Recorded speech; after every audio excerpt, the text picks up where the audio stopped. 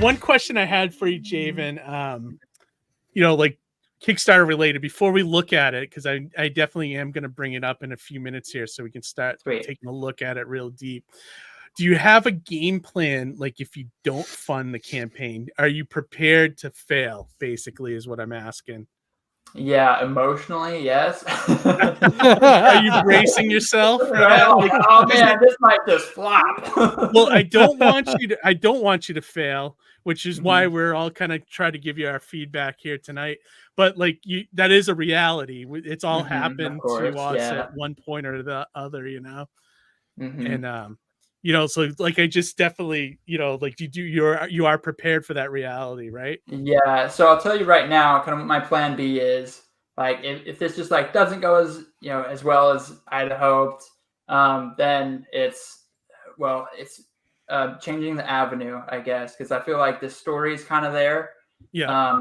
It's just like, well, maybe I need to try it as like a web comic or something, and try to build up an audience a little bit more slowly, do more social media stuff, maybe that kind of avenue. Or maybe look into if there are some really good indie publishers to try to pitch it to, which I didn't want to do because I just like it's my darling, I guess. And I'm like, I want to have more. You want to have your full control over it. Yeah, exactly. Like I want to be able to do what I want, Yeah. But and if you go with an indie publisher, changes are definitely part of that process. I mean, you won't fail, but if you do fail, at least you'll learn something. So it's not like cut and dry. It's not like cut and dry. You'll go get something out of it. Yeah, that's true.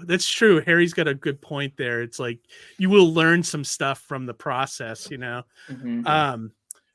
One thing you had mentioned too. One thing so you mentioned social media. How are you with social media? Are you afraid to share links to your own stuff? Are you like I'm on Instagram. I do some on Facebook. I'm mostly on Instagram. Okay. I've done stuff on there off and on.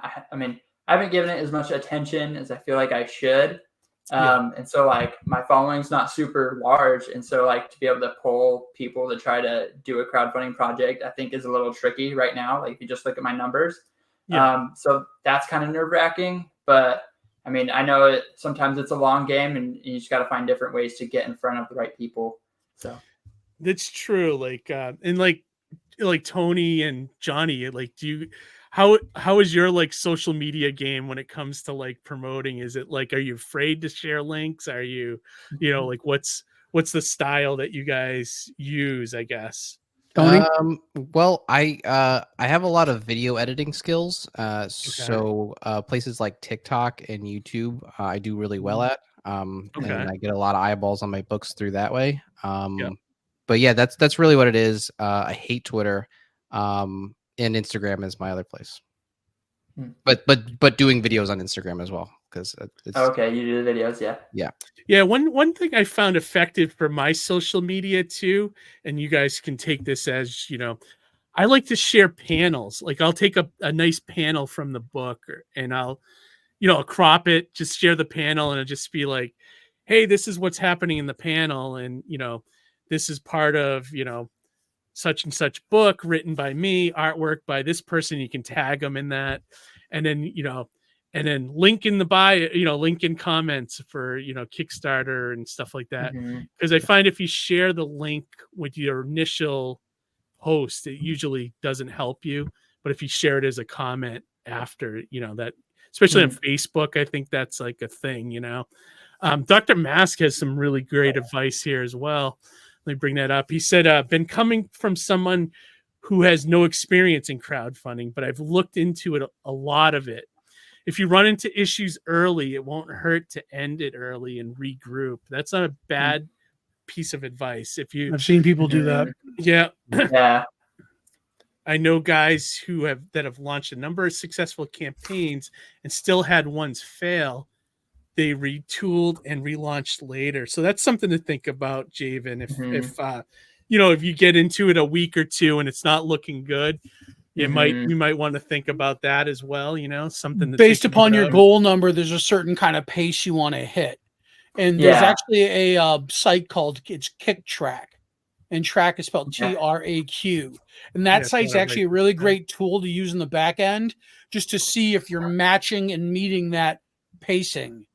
So you just, once you have your campaign page, you put it in there, it analyzes it, and it says this is what you should expect to get based upon everything. Although that one's a little tricky mental health wise, if you're looking at it while the campaign's live, which I do not recommend, because if you have a really good day, it's like, wow, I'm going to be a millionaire, and then the next day you get one backer, and you're like, this is going to fail beyond believing. So so it tracks in real time. Yeah. It's like an emotional roller coaster. The first few days when the campaigns are successful, it puts a really nice number there because, hey, if you keep up this trend, this is what your number could look like. Yeah. But as all campaigns and people who've launched campaigns know, you've got a really strong beginning, a very dead middle, and then you usually kind of have a little bit of an uptick at the end. So it's that lull where it kind of evens out your average, and that number becomes more realistic. And that's where you can kind of get a better idea as to where you're going to land. You know what I mean? It also helps you, encourages you to go, oh no, I'm in this lull. I got to do a little bit more promoting here and there to help push the campaign. Put it in, don't leave any stone unturned. It's like, when I launched my campaign, I was like posting to LinkedIn. I was posting to fucking Vero, hoping Zack Snyder would see it or something, because that's all he uses. I posted Reddit, everywhere, and sure enough, when you look at the analytics, like posts did come in, engagement came in from those weird platforms I never expected it to. Yeah, LinkedIn is a little snake in the grass too, because like I've shared a couple things there, like promos for like PlasticCityComicCon and my campaign, and depending on how many people you're connected with, it gets a lot of views. Like I don't know if it like helped me gain new backers or anything, but it definitely put a lot more eyes on a link than say if I shared it on like Facebook or something, so it helps for the job you worked 3 jobs ago, when the guy's like, oh, I remember working with that guy, he's got a comic book now, and he backs it. Yeah, I guess that could happen too, huh? It's good to think about. Diana said, let me see, she says that is a good plan to have. We are running a campaign right now, Fund My Comics. Promotion is everything. That is very true. And what's Dr. Mass said, my issue with Instagram is it's difficult to share links. That's true. That's true. That's very true. You have like the bio and then like a story, but the story doesn't last very long. So right. Yeah. So like what, a day if you're lucky, something like that. And Diana said that is an area, posting, sharing, and just general marketing is the biggest area that challenges me. I think it challenges everybody though. Like I think because one thing I do because I use Twitter mostly as my promotional, but I try to go everywhere. But like I try to, and this is hard to do, but I try to balance like the promo links with other things. Like I'll share stupid memes. Content. Yeah, like share cartoons I love, things like that. But I try to do a 1-to-1 ratio. For every like stupid meme I share, I'll share a link to like something that's either my convention or my campaign or my comic, things like that, And sometimes but it's got to be related, otherwise you're waiting in 2 different pools. You know what I mean? Because I find that sometimes I'll engage with things that aren't comic related, and then I find that, this engagement might not drive people to a comic book later on. You know what I mean? Yeah, so, right. That's the kind you have to kind of keep it like in tuned, but not all marketing. You know what I mean?